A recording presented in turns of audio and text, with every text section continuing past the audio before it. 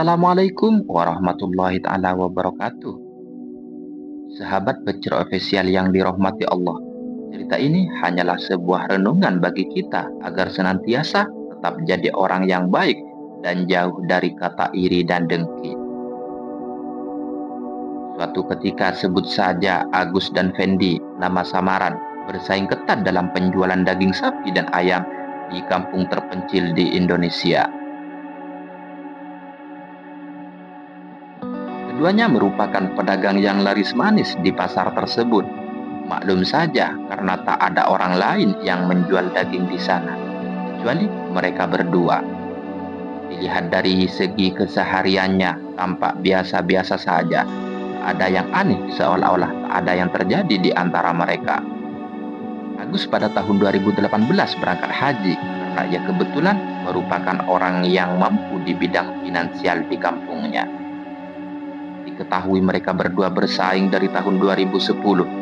Awal-awal mereka merintis bisnis daging di pasar itu.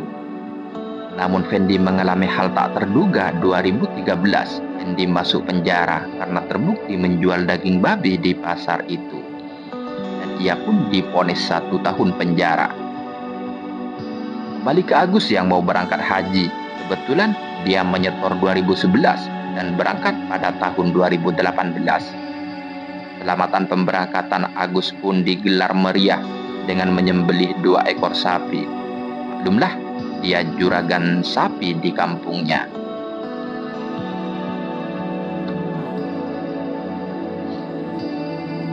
Hari keberangkatan Agus pun tiba, diantar oleh sanak saudaranya, termasuklah Fendi, saingan Agus di pasar.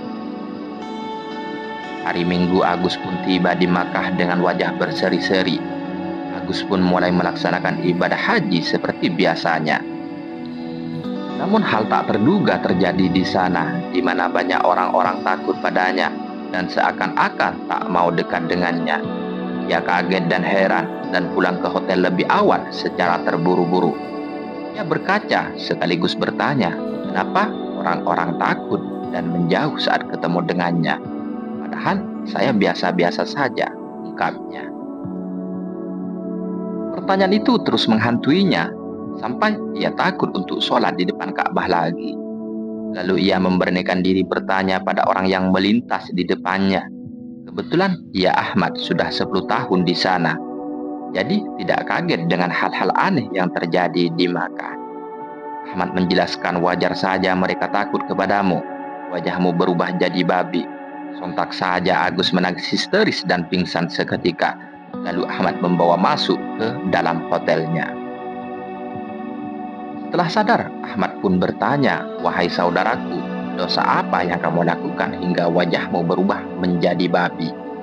Dengan sesegukan sambil menangis, Agus pun bercerita. Dulu di kampung halamannya, ia punya saingan bisnis namanya Fendi. Tepatnya 2013, iri dan dengki menguasai jiwa dan pikiranku. Hingga aku memfitnah teman bisnisku dengan memasukkan daging babi ke dalam dagangan Fendi. Kebetulan aku dapat info bahwa pada hari kejadian bakal ada razia di pasar tempat berjualan.